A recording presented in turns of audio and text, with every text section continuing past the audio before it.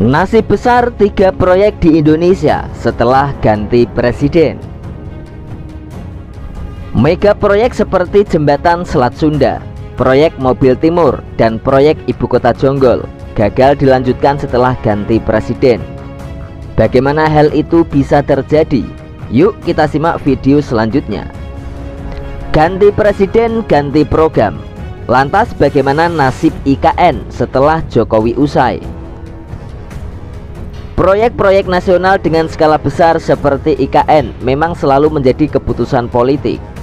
Selain pertimbangan ekonomi, tidak jarang proyek yang digagas satu pemimpin tingkat nasional dibatalkan ketika rezim berganti.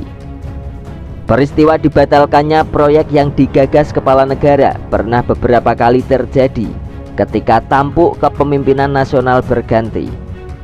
Berikut ini merupakan daftar sejumlah proyek yang dibatalkan karena pergantian presiden. Namun sebelum lanjut menyimak video sampai selesai, saya ajak Anda untuk mendukung channel ini dengan cara like, subscribe, aktifkan tanda lonceng. Jangan lupa share dan berikan komentar di akhir penayangan.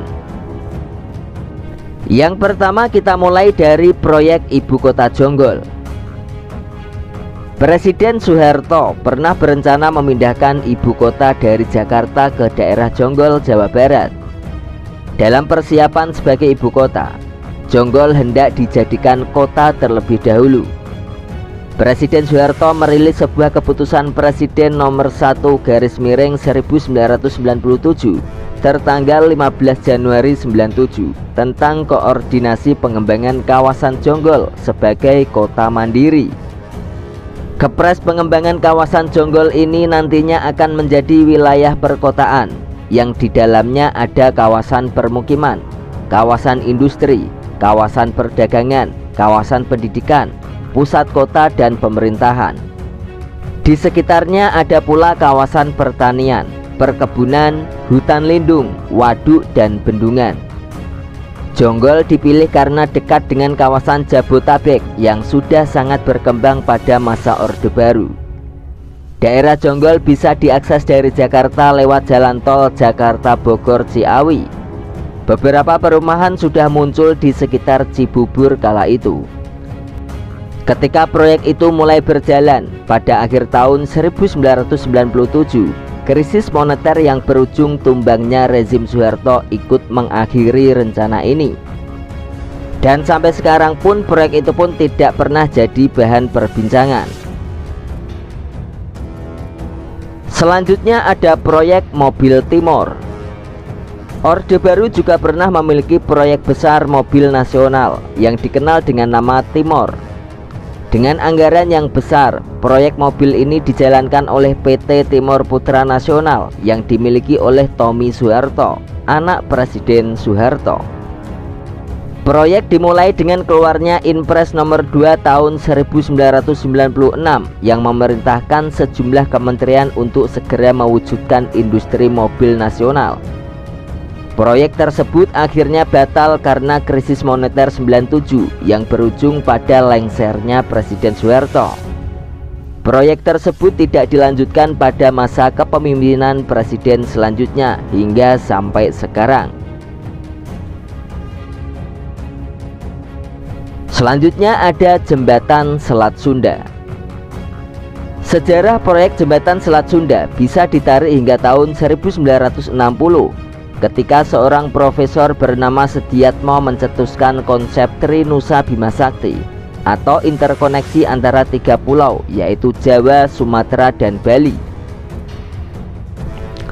Namun proyek ini baru mulai digarap cukup serius pada tahun 1986 ketika Presiden Soeharto menugaskan Menteri Riset dan Teknologi atau Menristek untuk mengkaji Trinusa Bima Sakti.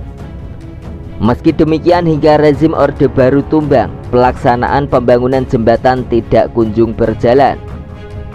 Di era Presiden Habibie, wacana pembangunan jembatan ultra panjang kembali bergulir dengan diadakannya kajian tentang proyek ini. Namun rencana pembangunan yang baru mencapai tahap studi itu harus berhenti lantaran krisis ekonomi. Rencana pembangunan jembatan Selat Sunda kembali berlanjut pada tahun 2004. Pemprov Banten dan Lampung bersama Arta Graha memprakarsai rencana pembangunan jembatan ini. Dari hasil studi diketahui bahwa dibutuhkan dana mencapai 100 triliun untuk membangun jembatan yang menghubungkan Pulau Sumatera dengan Jawa. Untuk membiayai proyek, Pemprov Lampung dan Banten akan menggandeng pihak swasta yang dikomandoi oleh Arta Graha. Proyek diperkirakan akan menelan biaya hingga 100 triliun. Presiden SBY mendukung rencana tersebut dengan menerbitkan Peraturan Presiden Nomor 86 Tahun 2011 tentang pengembangan kawasan strategis dan infrastruktur Selat Sunda. Lewat Perpres itu, peletakan batu pertama akan dilakukan pada tahun 2014. Namun, rencana itu tidak kunjung terjadi hingga SBY lengser pada tahun 2014. Rencana pembangunan jembatan ini kemudian tidak pernah disinggung lagi oleh Presiden Joko Widodo. Andrinov Caniago pada Oktober 2014 yang kala itu menjabat sebagai Menteri Perencanaan Pembangunan Nasional. Dia mengatakan tidak ada rencana dari Presiden untuk melanjutkan proyek ini. Lantas bagaimana dengan proyek IKN yang saat ini baru berjalan? Kepastian masa depan proyek Ibu Kota Nusantara atau IKN yang digagas oleh Presiden Jokowi digoyang habis-habisan dalam masa kampanye pemilihan presiden 2024. Padahal proyek tersebut tengah berjalan saat ini dan aparatur negara ditargetkan pindah secara bertahap mulai tahun depan.